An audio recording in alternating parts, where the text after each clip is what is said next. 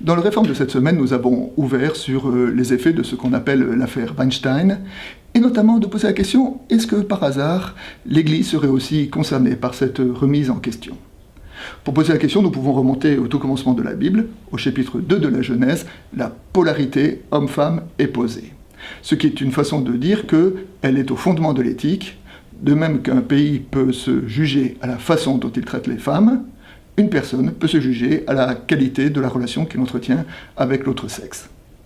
Dans ce registre-là, une étape supplémentaire est franchie avec l'apôtre Paul, et notamment dans le fameux verset de l'Épître aux Galates, dans lequel il dit « Vous tous qui avez été baptisés en Christ, vous avez revêtu Christ, il n'y a plus ni homme ni femme, ni juif ni grec, ni esclave ni libre, car tous vous êtes un en Christ. » Pour le philosophe Alain Badiou, qui pourtant n'était pas chrétien, ce verset-là est une étape dans l'histoire de la pensée.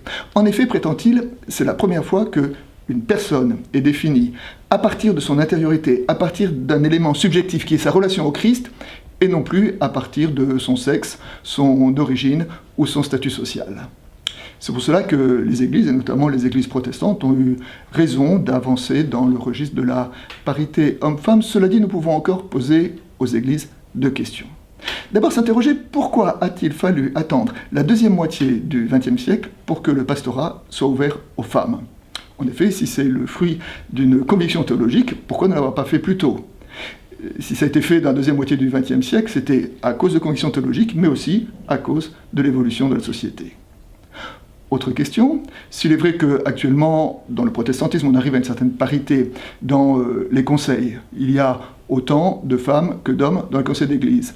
Mais il y aura une vraie parité le jour où il y aura autant d'hommes que de femmes dans la catéchèse et dans les équipes de cuisine et de vaisselle. Vienne le jour où, y compris dans l'Église, une personne ne sera plus perçue qu'à partir de ses qualités personnelles, intérieures, antérieurement à son sexe, son origine ou son statut social.